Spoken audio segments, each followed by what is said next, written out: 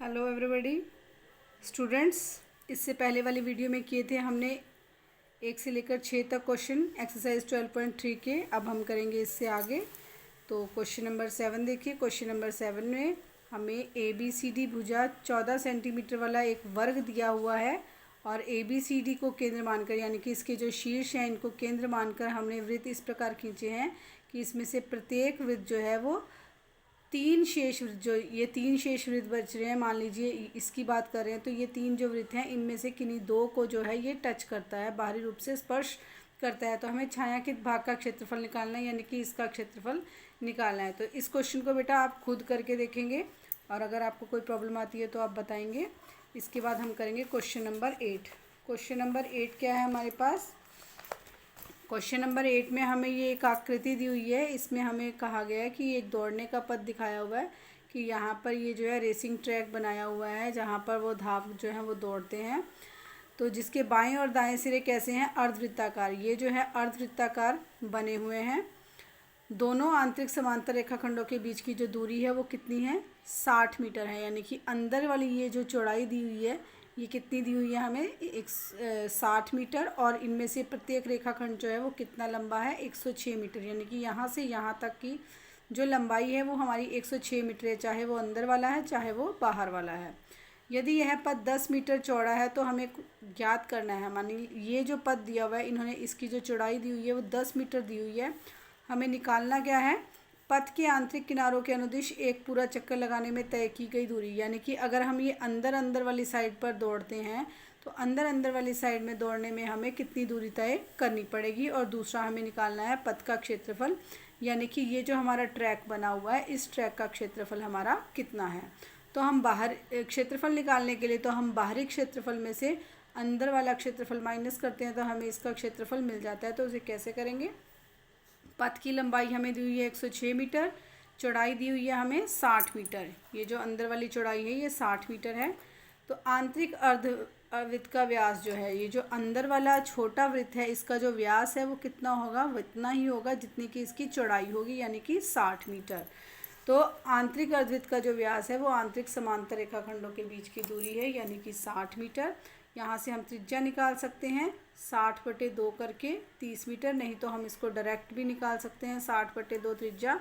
इसको हम मान लेते हैं स्मॉल आर। आर जो है वो है हमारा 60/2। अब पथ के आंतरिक किनारों के अनुदिश एक पूरा चक्कर लगाने में कितनी दूरी तय करनी पड़ेगी? देखिए ये यहाँ पर चलना पड़ेगा PQ, इतना चलना पड़ेगा हमें RS, और ये जो है हमारे अर्धवृत्त बने हुए हैं। अर्धवृत्त में कितना परिमाप, यानी कि इनकी अर्धवृत्त की कितनी परिधि है वो परिधि हमें निकालनी पड़ेगी। 2 अर्धवृत्तों की परिधि और ये 106 जो है ये 2 बार। तो हमने यही किया है PQ + RS और 2 अर्धवृत्त, दोनों अर्धवृत्त हमारे जो हैं वो समान है, इसलिए हमने कर दिया 2 गुना अर्धवृत्त POR का परिमाप। तो ये तय करने में जो दूरी तय की है वो कितनी आ जाएगी? PQ + RS + 2 अर्धवृत्तों POR का परिमाप, यानी कि उनकी परिधि। तो PQ और RS दोनों हमारे पास 106 हैं और 2 गुना अर्धवृत्त का परिमाप क्या होगा? जो वृत्त का परिमाप होता है 2πr, उसका हम बटे 2 कर देंगे तो वो अर्धवृत्त का परिमाप आ जाएगा। 2 से 2 कैंसिल हो जाएगा और यहाँ पर हम जब इसको मल्टीप्लाई करेंगे तो ये 2πr आ जाएगा। 106 और 106 को प्लस करेंगे तो हमारे पास आ गया 212, और इसको हम सॉल्व करेंगे +2 पाई की वैल्यू 22/7 गुना 30। इसको कैलकुलेट करने के बाद हमारे पास जो तय की गई दूरी होगी वो कितनी आ जाएगी? 2804/7 मीटर। यानी कि अंदर वाले जो हमारा बना हुआ है ट्रैक बना हुआ है उसके अंदर वाली जो समांतर रेखाएं हैं उनके चारों ओर की जो तय की गई दूरी है वो कितनी आ जाएगी? 2804/7 मीटर आ जाएगी। दूसरा हमें निकालना है पथ का क्षेत्रफल। पथ का क्षेत्रफल निकालने के लिए हम क्या कर रहे हैं? पथ का बाहरी क्षेत्रफल माइनस पथ का आंतरिक क्षेत्रफल। यानी कि अगर हम इस पूरे का क्षेत्रफल निकाल लें, पूरा ये बड़े वाले का, और फिर उसमें से छोटे वाले का माइनस कर दें तो हमें ये पथ का क्षेत्रफल मिल जाएगा। तो उसके लिए हमने क्या किया? पथ का बाहरी क्षेत्रफल क्या है? ABCD का क्षेत्रफल + 2 अर्धवृत्त ATD का क्षेत्रफल। अब ए बी सी डी का क्षेत्रफल यानी कि ये वाला जो बाहर बाहर है, बाहर से ए बी सी डी लिए हैं हमने, अंदर हमने P Q R S points लिए हुए हैं। तो हमारा था ए बी सी डी का क्षेत्रफल। बाहरी के लिए हमें ए बी सी डी का क्षेत्रफल निकालना पड़ेगा, अंदर के लिए हमें पी क्यू आर एस का क्षेत्रफल निकालना पड़ेगा। और बाहर वाला जो अर्धवृत्त है वो है हमारा ए टी डी। ऐसे ही इधर भी होगा, तो ये दोनों समान है, इसलिए हमने लिख दिया 2 गुना अर्धवृत्त ए टी डी का क्षेत्रफल। ये देखिए ए बी सी डी का क्षेत्रफल प्लस 2 गुना अर्धवृत्त ए टी डी का क्षेत्रफल। इसमें से हमें पथ का आंतरिक क्षेत्रफल माइनस करना है। तो आंतरिक क्षेत्रफल के लिए क्या आ जाएगा हमारे पास, पी क्यू आर एस का क्षेत्रफल। और 2 अर्धवृत्त कौन से हैं, ये वाले, ये दोनों सेम है, इसलिए हमने लिख दिया 2 गुना अर्धवृत्त पी ओ आर का क्षेत्रफल। तो प्लस 2 गुना अर्धवृत्त पी ओ आर का क्षेत्रफल। तो अब हम इनकी वैल्यूज़ लगाएंगे। ए बी सी डी का क्षेत्रफल हमारा क्या होगा, 106 गुना 60 प्लस 20। अब 60 प्लस 20 मैंने क्यों किया है, ये देखिए 106 तो हमारी लंबाई है, तो ये चौड़ाई कितनी है 60, तो ये हमें दी हुई थी, और 10 मीटर चौड़ा ये पथ दिया हुआ था। तो 60 प्लस 10 70 और प्लस 10 80। तो 60 और ये 10 और 10 कितने हो गए 20, इसलिए मैंने कर दिया 60 प्लस 20। तो लंबाई होगी इसकी 106 और चौड़ाई कितनी होगी 60 प्लस 20 यानी कि 80 मीटर। तो यहाँ मैंने इसलिए लिखा 60 प्लस 20 यानी कि यहाँ पर 180।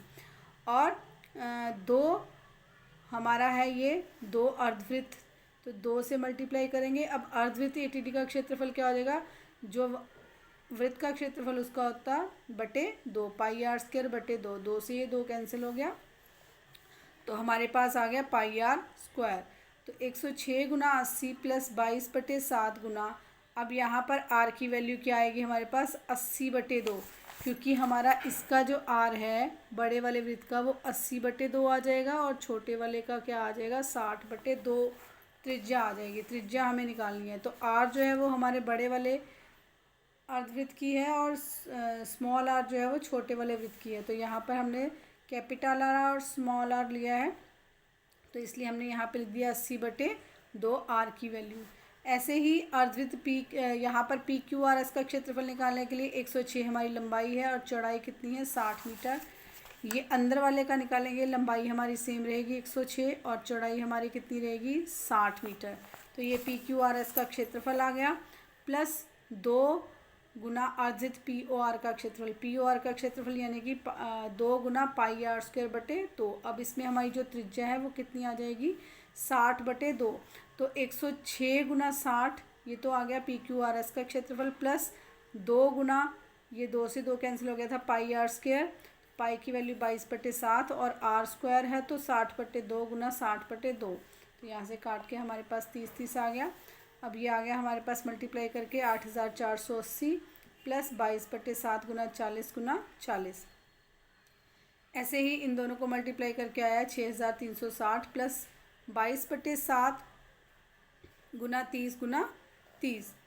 तो इसको हम आगे कैलकुलेट किया है 8480 प्लस 35200 बटे 7 माइनस 6360 प्लस 19800 बटे 7। इस ब्रैकेट को हमने खोला है, उसके बाद कैलकुलेट किया है। कैलकुलेट करने के बाद हमारा जो आंसर आया है वो कितना आ गया, पथ का क्षेत्रफल 4320 वर्ग मीटर। तो ये हमारा है पथ का क्षेत्रफल। नेक्स्ट क्वेश्चन है हमारा क्वेश्चन नंबर 9। इसमें ए बी और सी डी जो हैं केंद्र ओ वाले एक वृत्त के 2 परस्पर लंब व्यास हैं, यानी कि ये दोनों क्या हैं आपस में एक दूसरे पर लंब हैं, और ये दोनों व्यास है, परस्पर लंब व्यास है। और ओडी जो है वो छोटे वृत्त का व्यास है। ये जो ओडी है इस छोटे वृत्त का व्यास है, यहाँ से हम इसकी त्रिज्या निकाल सकते हैं।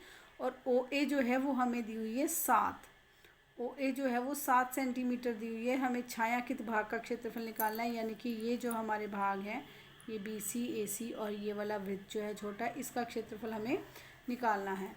तो ओ ए हमारा 7 सेंटीमीटर है, ओ डी भी हमारा 7 सेंटीमीटर है। ओ ए और ओ डी क्योंकि ये हमारे क्या हो गए एक दूसरे के ऊपर परस्पर लंब व्यास हैं, तो ये इसका केंद्र हो गया ओ। तो ओ डी क्या है हमारे छोटे वृत्त का व्यास है, तो छोटे वृत्त की जो त्रिज्या होगी वो क्या हो जाएगी हमारी 7/2। तो छोटे वृत्त का क्षेत्रफल तो हम इजीली निकाल सकते हैं पाई आर स्क्वायर करके 22/7 गुना 7/2 7/2 कैलकुलेट करके आ गया हमारा 77/2 सेंटीमीटर स्क्वायर। अब हमें ये वाला भाग निकालना है। इसके लिए हम क्या करेंगे, ये जो है ये हमारा व्यास है, क्योंकि ए बी हमारा व्यास है तो ये हमारा क्या बन रहा है, अर्धवृत्त बन रहा है। और अर्धवृत्त में ये हमारा क्या बन रहा है, त्रिभुज बन रहा है। और अर्धवृत्त में जो भी त्रिभुज बनता है उसका कोण क्या होता है, समकोण होता है, यानी कि ये क्या है, हमारा समकोण त्रिभुज है।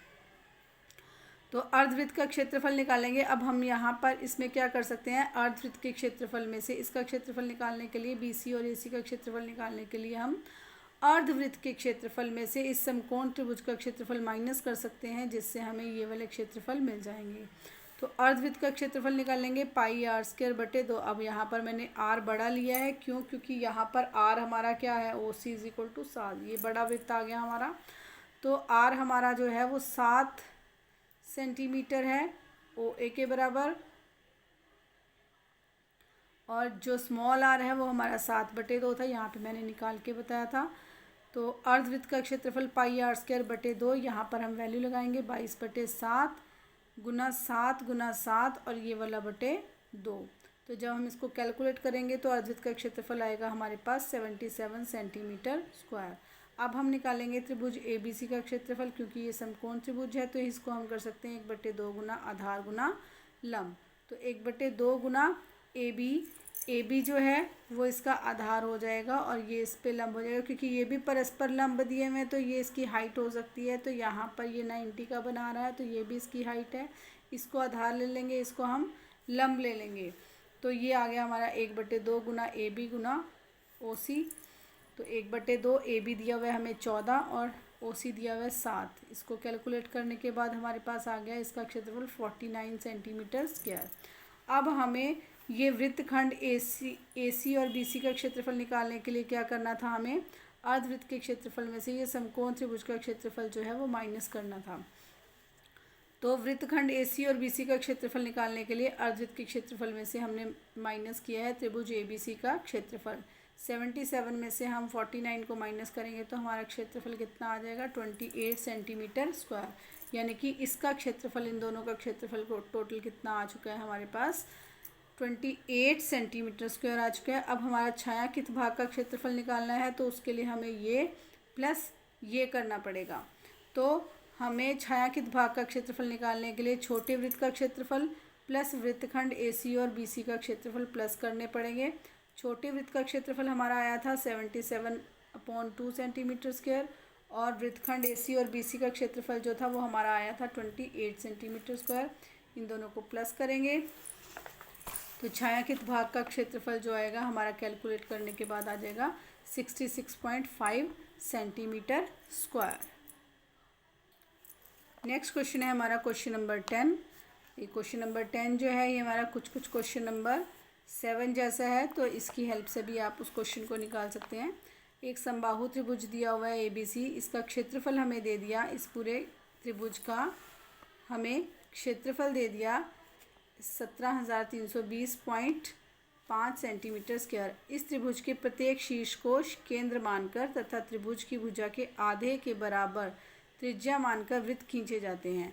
यानी कि ये जो हमारा त्रिभुज है, इस त्रिभुज के प्रत्येक जो ये शीर्ष है हमारा, इस शीर्ष को हमने क्या करना है, केंद्र मानना है। ये तीनों जो शीर्ष है हमारे, इनको हम केंद्र मानेंगे। ये हैं हमारे ABC। तो इनको अगर हम शीर्ष मान के और इस पूरी भुजा के आधे को त्रिज्या मानकर हम वृत्त खींचते हैं तो ये इस प्रकार की आकृति बन रही है। तो हमें छायांकित भाग का क्षेत्रफल निकालना है, इसमें से इस पार्ट का क्षेत्रफल निकालना है। तो हम क्या करेंगे, ये जो है हमारा,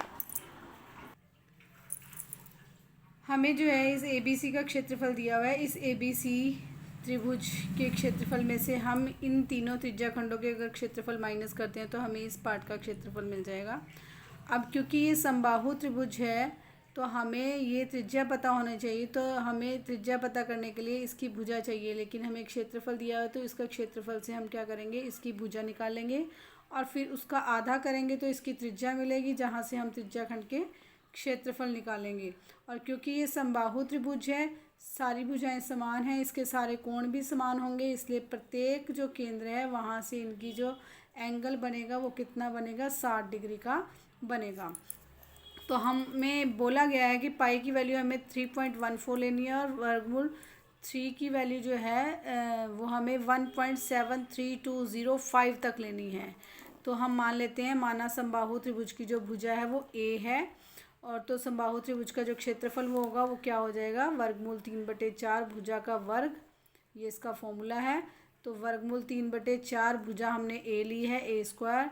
तो ये समबाहु त्रिभुज का क्षेत्रफल हमें दिए हुए है 17,320.5 सेंटीमीटर स्क्वायर। इसको इसके इक्वल रखेंगे। यहाँ से हमने वर्गमूल 3 जो है यहाँ पर आ जाएगा भाग में, और ये जो 4 है इधर जाकर मल्टीप्लाई हो जाएगा ए स्क्वायर की वैल्यू। तो यहाँ से हमने क्या किया, इस पॉइंट को हटाएंगे तो यहाँ पर हमारा 10 आ जाएगा, और यहाँ पर हमने वर्गमूल 3 की वैल्यू लगाई है 1.73205 जो हमें दी हुई है। तो अब हम इसका पॉइंट हटाएंगे। नेक्स्ट स्टेप में हमने इसका पॉइंट हटाया तो यहाँ पर लग गए, एक के बाद हमारे 5 डिजिट है तो एक के बाद हमारी 5 ज़ीरो लग गई। ये ज़ीरो से ज़ीरो कैंसिल हो गया, इस पूरी वैल्यू से ये पूरी वैल्यू कैंसिल हो गई। तो यहाँ पर ए स्क्वायर की वैल्यू आ गई हमारी 40,000। तो यहाँ पर ए की वैल्यू क्या आ जाएगी, इसका वर्गमूल निकालेंगे तो ए आ गया हमारा 200 सेंटीमीटर। क्योंकि समबाहु त्रिभुज की जो भुजा है वो ए है हमारी 200 सेंटीमीटर, तो वृत्त की जो त्रिज्या होगी वो क्या होगी, भुजा की आधी हो जाएगी, यानी कि 200/2 हमारे पास आ गई 100 सेंटीमीटर। अब क्योंकि त्रिभुज ए बी सी जो है वो समबाहु त्रिभुज है, तो इसका सारे एंगल्स जो होंगे वो कितने होंगे, 60 डिग्री के इक्वल होंगे। तो अब हमें एंगल भी मिल गया, हमें त्रिज्या भी मिल गई। तो पहले वृत्त के त्रिज्याखंड का क्षेत्रफल हम निकाल सकते हैं। तो वृत्त के त्रिज्याखंड का क्षेत्रफल निकाला हमने πr² θ/360 डिग्री फॉर्मूले से। पाई की वैल्यू 3.14 और आर की वैल्यू हमें 100 निकाली है। तो 100 और थीटा हमारे पास है 60/100। इसका पॉइंट हटाएंगे तो 100 आ जाएगा और बटे 360। तो ये कैलकुलेट करने के बाद हमारे पास आया 31400/6। पॉइंट में निकालेंगे 5233.33 सेंटीमीटर स्क्वायर। तो यहाँ पर हम निकाल चुके हैं एक त्रिज्याखंड का क्षेत्रफल। ऐसे हमारे पास 3 त्रिज्याखंड है, तो हम यहाँ पर तीनों त्रिज्याखंडों का क्षेत्रफल निकालने के लिए इस वैल्यू को 3 से मल्टीप्लाई करेंगे। 3 से मल्टीप्लाई करेंगे तो हमें यहाँ पर वैल्यू मिल जाएगी 15,699.99 सेंटीमीटर स्क्वायर। तो ये जब हम पीछे से 9 हटाएंगे तो ये हमारे पास आ जाएगी वैल्यू 15,700 सेंटीमीटर स्क्वायर। तो छायांकित भाग का जो क्षेत्र है वो क्या आएगा, हमें क्या करना था, छायांकित भाग का क्षेत्रफल निकालने के लिए त्रिभुज के क्षेत्रफल में से 3 त्रिज्याखंडों के क्षेत्रफल माइनस करने थे। तो हम त्रिभुज के क्षेत्रफल हमें जो दिया हुआ है उसमें से हम तीनों त्रिज्याखंडों के क्षेत्रफल माइनस कर देंगे। तो छायांकित भाग का क्षेत्रफल जो है वो क्या आ जाएगा, त्रिभुज ABC का क्षेत्रफल माइनस 3 त्रिज्याखंडों का क्षेत्रफल। तो ये हमें दिया हुआ था 17,320.5 सेंटीमीटर स्क्वायर, माइनस 3 त्रिज्याखंडों का क्षेत्रफल हम निकाल चुके हैं 15,700 सेंटीमीटर स्क्वायर।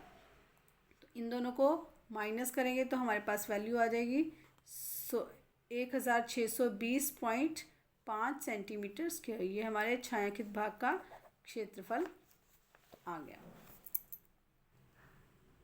इसके बाद क्वेश्चन नंबर 11 है, एक वर्गाकार रुमाल दिया हुआ है और उस रुमाल के ऊपर 9 वृत्ताकार डिज़ाइन बने हुए हैं। ये वृत्त में डिज़ाइन बने हुए हैं और प्रत्येक की जो त्रिज्या है वो कितनी दी हुई है, 7 सेंटीमीटर दिए हुए हैं। हमें रुमाल के शेष भाग का क्षेत्रफल निकालना है, यानी कि इन डिज़ाइंस को छोड़ के जो हमारा शेष भाग बचे हैं, ये वाले जो खाली खाली जगह बची हुई है, हमें इस भाग का क्षेत्रफल निकालना है। तो इस भाग का क्षेत्रफल निकालने के लिए हम क्या करेंगे, वर्ग का क्षेत्रफल निकालेंगे। वर्ग का क्षेत्रफल निकालने के बाद एक वृत्त का क्षेत्रफल निकालेंगे और उसको 9 से मल्टीप्लाई कर देंगे, और फिर जो 9 वृत्तों का क्षेत्रफल निकाला हुआ है उसको हम वर्ग के क्षेत्रफल में से माइनस कर देंगे, तो हमें ये खाली वाले भाग का क्षेत्रफल मिल जाएगा। नेक्स्ट क्वेश्चन है हमारा क्वेश्चन नंबर 12। इसमें OACB जो है केंद्र O और त्रिज्या 3.5 सेंटीमीटर वाले एक वृत्त का चतुर्थांश दिया हुआ है। ये एक चतुर्थांश दिए हुए है जिसकी जो त्रिज्या है वो दे दी हमें 3.5 सेंटीमीटर, और OD जो है ये वाली वैल्यू ये हमें दे दी 2 सेंटीमीटर। हमें इसका क्षेत्रफल निकालना है चतुर्थांश OACB का। एक तो हमें OACB पूरे चतुर्थांश का क्षेत्रफल निकालना है, दूसरा निकालना है हमें छायांकित भाग का क्षेत्रफल। तो इसके लिए फर्स्ट पार्ट के लिए तो हम सीधा ही करेंगे, चतुर्थांश का क्षेत्रफल निकाल देंगे, पाई आर स्क्वायर बटे 4 करेंगे। आर की वैल्यू हमें 3.5 दी हुई है और जो हमारा थीटा है वो कितना है, चतुर्थांश है इसलिए थीटा हमारा हो जाएगा 90। तो चाहे हम ये त्रिज्याखंड मान लें कि ये पाई आर स्क्वायर थीटा अपॉन 360 से भी कर सकते हैं, और चतुर्थांश का क्षेत्रफल यानी कि पाई आर स्क्वायर बटे 4 से भी हम इसको निकाल सकते हैं। आर हमें दी हुई है, पाई की वैल्यू 22/7 निकाल के हम चतुर्थांश का क्षेत्रफल निकाल सकते हैं। छायांकित भाग का क्षेत्रफल निकालने के लिए हमें क्या करना पड़ेगा, चतुर्थांश का जो क्षेत्रफल निकालना है उसमें से हमें इस त्रिभुज का क्षेत्रफल माइनस करना पड़ेगा। इस त्रिभुज के, ये हमारा समकोण त्रिभुज है, इसकी ये वाली भुजा हमें 2 सेंटीमीटर दे दी और ये हमारी 3.5 ही है। तो हम क्या करेंगे, 1/2 गुना आधार गुना लंब, तो इसका क्षेत्रफल निकल जाएगा। फिर हम चतुर्थांश के क्षेत्रफल में से समकोण त्रिभुज का क्षेत्रफल माइनस करेंगे तो हमें ये छायांकित भाग का क्षेत्रफल मिल जाएगा।